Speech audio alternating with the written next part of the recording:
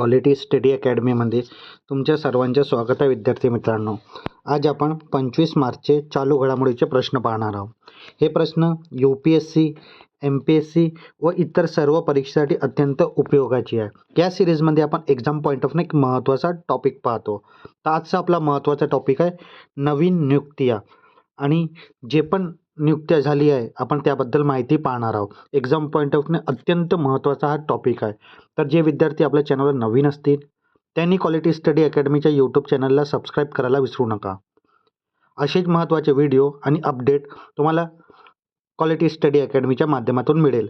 चला आता आपण घडामोडीचे प्रश्न पाहूया. तर काल विचारला गेला प्रश्न होता विद्यार्थी मित्रांनो तुमच्यासाठी, राष्ट्रीय जनगणना 2027 साठी ब्रँड अँबॅसेडर म्हणून कोणाची नियुक्ती करण्यात आलेली आहे? तर प्रसिद्ध वाळू शिल्पकार सुदर्शन पटनायक यांची नियुक्ती करण्यात आली, म्हणजेच ऑप्शन क्रमांक 2 आपलं योग्य उत्तर आहे. चला आता आपण आजचे प्रश्न पाहूया. आगामी जनगणना ही भारताची कितवी जनगणना असणार आहे? तर ही भारताची 16वी जनगणना असणार आहे विद्यार्थी मित्रांनो. तर ऑप्शन क्रमांक 3 आपलं योग्य उत्तर आहे. आता आपण याबद्दल अत्यंत महत्त्वाची माहिती पाहूया. विद्यार्थी मित्रांनो, ही माहिती तुम्ही नोट डाऊन करून ठेवा, कारण की जनगणनाबद्दल प्रश्न नक्कीच एक्झाममध्ये येतो. तर ही देशातली पहिली डिजिटल जनगणना आहे, आणि देशातली ही कितवी जनगणना आहे? 16वी जनगणना आहे. 2 टप्प्यात ही जनगणना होणार आहे. 12 डिसेंबर 2025 रोजी केंद्रीय मंत्रिमंडळाने या प्रस्तावाला मंजुरी दिली. आता आपण इथली महत्त्वाची माहिती पाहूया. शेवटची जनगणना 2011 मध्ये झालेली होती. कोविड-19 महामारीमुळे 2021ची जनगणना स्थगित झालेली होती. 2011 मध्ये भारताची लोकसंख्या 121 कोटी 8 लाख आणि 62,237 एवढी होती. जनगणना कायदा 1948च्या तरतुदीनुसार केली जाते. तर विद्यार्थी मित्रांनो, सरदार पटेल यांनी हा कायदा मांडलेला होता. तरी अत्यंत महत्त्वाची माहिती आहे. एक पॉईंट एक्झाम पॉईंट ऑफनं खूप महत्त्वाचा आहे. त्यानंतर जनगणना कलम 426 अनुसार केली जातो. जनगणना केंद्र सूचीतील विषय आहेत. हे पण पॉईंट तुम्ही नोट करून ठेवा की हा केंद्र सूचीचा विषय आहे. भारतीय शहराची पहिली संपूर्ण जनगणना 1830 मध्ये ढाका येथे हेनरी वॉल्टर यांनी केलेली होती. हेनरी वॉल्टर हे भारतीय जनगणनाचे जनक मानले जाते. पहिली समकालीन जनगणना 17 फरवरी 1881 रोजी ब्रिटिश राजवटचे WC प्लेडोन भारताचे जनगणना आयुक्त यांनी केली. 1881 पासून दर 10 वर्षांनी जनगणना होते. आणि सुदर्शन पटनायक हे राष्ट्रीय जनगणना 2027चे ब्रँड अँबॅसेडर म्हणून नियुक्ती करण्यात आली. तर ही अत्यंत महत्त्वाचे पॉईंट आहेत विद्यार्थी मित्रांनो, तुम्ही हे पॉईंट नोट डाऊन करून ठेवा. येणाऱ्या एक्झाममध्ये याबद्दल प्रश्न असू शकतो. त्यानंतर पुढला प्रश्न, 2026च्या पुण्यभूषण पुरस्कार कोणाला जाहीर झाला? तर हा पुरस्कार डॉक्टर अभय फिरोदिया यांना जाहीर झाला. तर ऑप्शन क्रमांक 2 आपलं योग्य उत्तर आहे. आता आपण यांच्याबद्दल महत्त्वाची माहिती पाहूया आणि पुरस्काराबद्दल पण. पुण्यभूषण पुरस्कार 2026, अभय फिरोदिया अध्यक्ष आहेत फोर्स मोटरचे. संस्था पुण्यभूषण फाउंडेशन, त्रिदल पुणे द्वारा. स्वरूप 2 लाख रुपये रोख स्मृतिचिन्ह. निवड समिती डॉक्टर रघुनाथ मालेशेलकर हे अध्यक्ष होते निवड समितीचे. 2024चा पुरस्कार कोणाला देण्यात आलेला होता? डॉक्टर विजय भटकर संगणक तज्ज्ञ यांना. विशेष म्हणजे हा सोहळा वीरमाता आणि जखमी जवानांनाही सन्मान केला जातो. तरी अत्यंत महत्त्वाचा पुरस्कार आहे आणि ह्या पुरस्काराबद्दल ही माहिती आहे. त्यानंतर पुढला प्रश्न, जागतिक दहशतवाद निर्देशांक 2026 मध्ये भारताचा क्रमांक कितवा आहे? तर भारताचा क्रमांक विद्यार्थी मित्र 13वा आहे. तर ऑप्शन क्रमांक 3 आपला योग्य उत्तर आहे. त्यानंतर ग्लोबल टेररिझम इंडेक्स बद्दलचा प्रश्न आहे विद्यार्थी मित्रांनो. ग्लोबल टेररिझम इंडेक्स अहवाल खालीलपैकी कोणती संस्था द्वारा प्रसिद्ध केला जातो? तर हे institute for economy and peace याद्वारे ही प्रकाशित केला जातो. तर ऑप्शन क्रमांक 2 आपलं योग्य उत्तर आहे. आता आपण याबद्दल अत्यंत महत्त्वाची माहिती पाहूया. ग्लोबल टेररिझम इंडेक्स 2026 भारताचा क्रमांक किती आहे? भारताचा क्रमांक 13वा आहे. सुधारणा, भारताच्या क्रमवारीत 2 स्थानांची सुधारणा झालेली आहे. स्कोर किती आहे भारताचा? 6.428 एवढा भारताचा स्कोर आहे. सकारात्मक कल, दहशतवादी घटनांमध्ये सुमारे 43% घट नोंदवली आली आहे. जागतिक स्थिती, पाकिस्तान पहिल्या क्रमांकावर असून तो जगातला सर्वाधिक दहशतवादग्रस्त देश ठरलेला आहे. म्हणजे ज्याची रँक जेवढी जवळ तिथे त्या देशामध्ये तेवढा दहशतवाद आहे. विद्यार्थी मित्रांनो, संस्था कोण प्रकाशित करतो? Institute for economy and peace IEP द्वारा. मुख्यालय कुठे? IEPच्या सिडनी, ऑस्ट्रेलिया येथे. मुख्य कार्य काय आहे? जगभरात दहशतवादाच्या प्रभावाचे मोजमापन करणे. मोजमापनचे निकष काय आहे? दहशतवादी घटना, मृत्यू, जखमी आणि मालमत्तेचे नुकसान हे याचे मोजमाप निकष आहे. डेटाचे स्रोत काय विद्यार्थी मित्रांनो? टेररिझम ट्रॅकर आणि पूर्वीच्या GTD.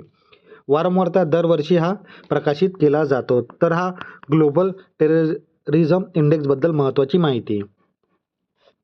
त्यानंतर पुढला प्रश्न, अर्थमंत्री निर्मला सीतारामन यांच्या हस्ते सुरू करण्यात आलेले प्रारंभ 2026 ची मोहीम कशाशी संबंधित आहे? तर ही आयकर कायदा 2025 जागरूकता याच्याशी संबंधित आहे. तर ऑप्शन क्रमांक 2 आपला योग्य उत्तर आहे. प्रारंभ 2026 मोहीमबद्दल आपण माहिती पाहूया. मुख्य उद्देश नवीन प्राप्तिकर कायदा 2025 बद्दल जनजागृती करणे. अंमलबजावणी 1 एप्रिल 2026 पासून नवीन कर व्यवस्थापन लागू होणार आहे. प्रारंभच्या फुलफॉर्म काय विद्यार्थी मित्रांनो? पॉलिसी रिफॉर्म आणि रिस्पॉन्सिबल ॲक्शन फॉर मिशन विकसित भारत ह्या प्रारंभच्या फुलफॉर्म आहे. कर साथी, करदात्यांना मदतीसाठी सुरू केलेला AI chatbot portal. Income tax website 2.0 चे अनावरण करण्यात आले. बहुभाषिक माहिती पुस्तिका 10 पेक्षा जास्त प्रादेशिक भाषांमध्ये उपलब्ध असणार आहे. नोडल एजन्सी केंद्रीय प्रत्यक्ष कर मंडळ CBDT. ध्येय कर प्रणाली अधिक सोपी, पारदर्शक आणि डिजिटल बनवणे. तर ही महत्त्वाची माहिती प्रारंभ 2026 बद्दल. त्यानंतर पुढला प्रश्न, पंजाब सरकारने कोणाच्या सहकार्याने पंजाब सिकता क्रांती 2.0 शालेय कार्यक्रम सुरू केला? तर हा जागतिक बँक याच्या सहकार्याने हे पंजाब सरकारने सुरू केलेला आहे. विद्यार्थी मित्रांनो, तर ऑप्शन क्रमांक 3 आपला योग्य उत्तर आहे.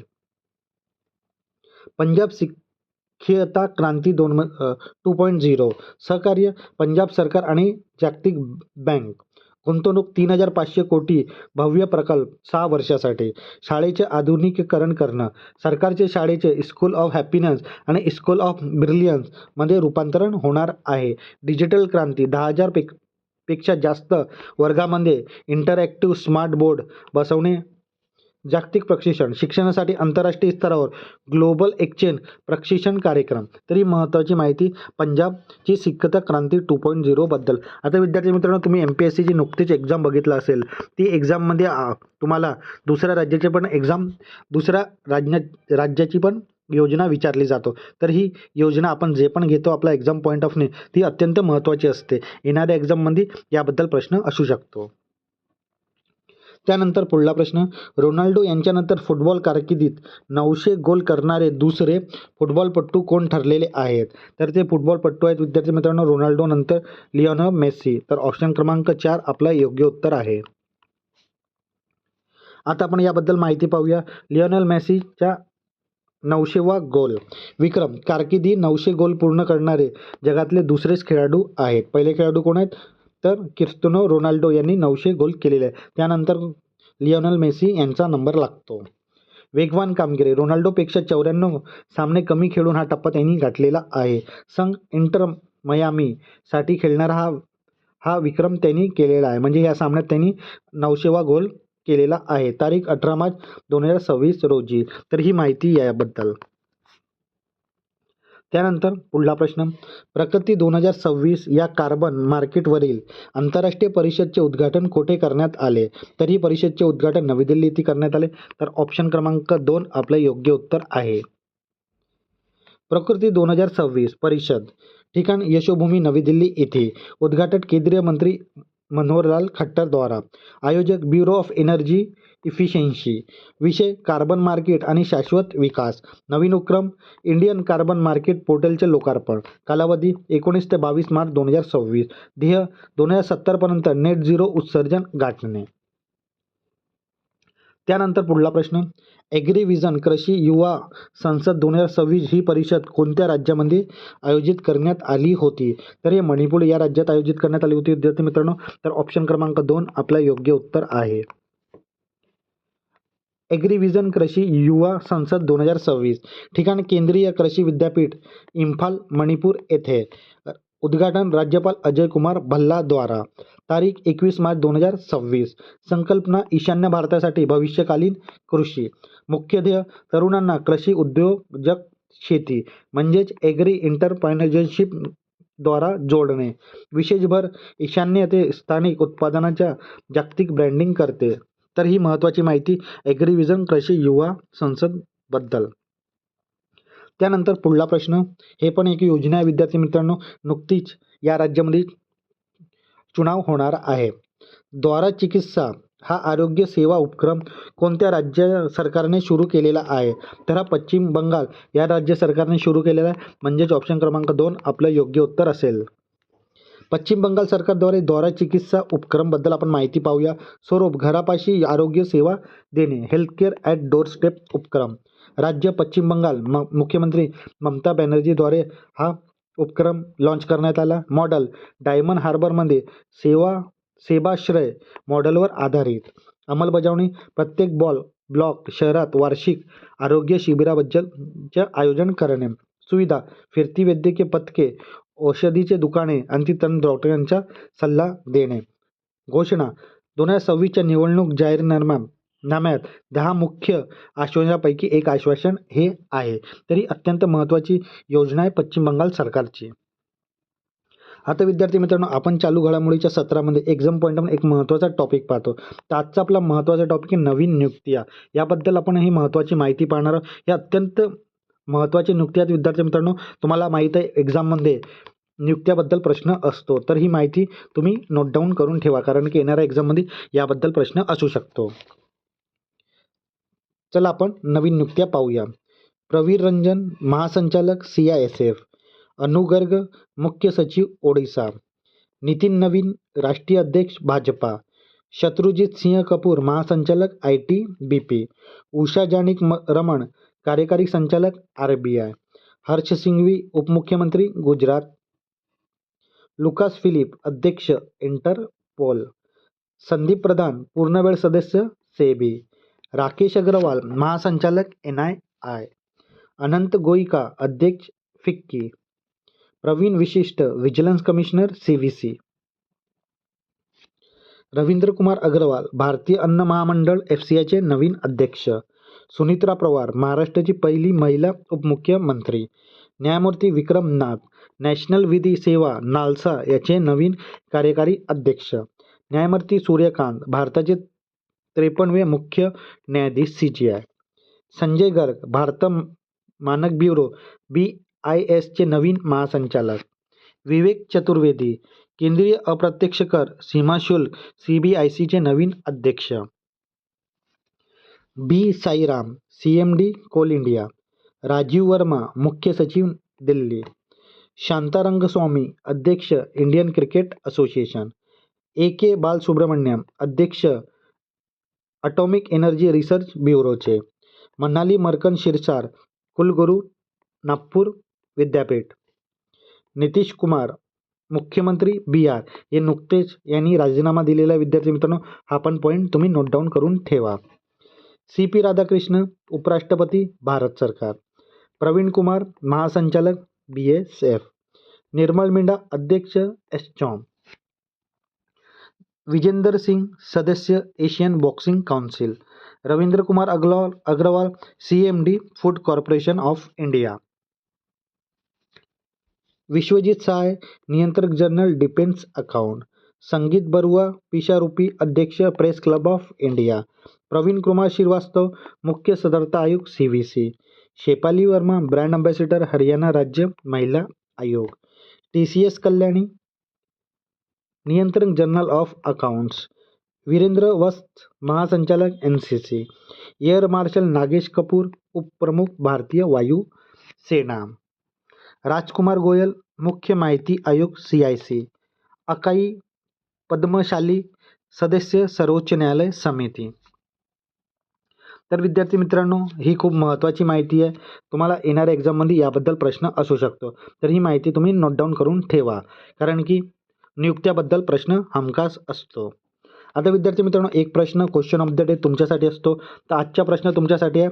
पंतप्रधान नरेंद्र मोदी यांनी 8,930 दिवसाच्या सरकार प्रमुख पदाचा विक्रम मोडीत काढला. तर कोणाचा विक्रम हा मोडीत काढलेला आहे? तर ऑप्शन तुमच्या समोर आहेत विद्यार्थी मित्रांनो. या प्रश्नाचे उत्तर नक्की तुम्ही कमेंट बॉक्समध्ये द्या. चुकला तरी काही हरकत नाही. येणाऱ्या व्हिडिओमध्ये आपण याबद्दल माहिती पाहणारच आहोत. तर या प्रश्नाचं उत्तर द्यायला विसरू नका. आता विद्यार्थी मित्रांनो, आपण आपल्या क्वालिटी स्टडी अकॅडमीच्या यूट्यूब चॅनलवर जे डेली करंट अफेअर घेत आहोत, हे डेली करंट अफेअरची सिरीज तुम्हाला कशी वाटत आहे तुम्ही नक्की कमेंट बॉक्समध्ये सांगा. यासोबत आपण वीकली आणि मंथली करंट अफेअर पण कवर करतो. आणि तुमची एक प्रॅक्टिस म्हणून आपण एक टेस्ट सिरीज पण लॉन्च केलेली आहे. तर हे टेस्ट सिरीज पण तुम्हाला कशी वाटत आहे तुम्ही नक्की कमेंट बॉक्समध्ये सांगा. आणि तुम्हाला हे उपक्रम आवडत असेल तर नक्की लाईक करा, शेअर करा आणि आपल्या क्वालिटी स्टडी अकॅडमीच्या यूट्यूब चॅनलला सबस्क्राईब करायला विसरू नका. धन्यवाद.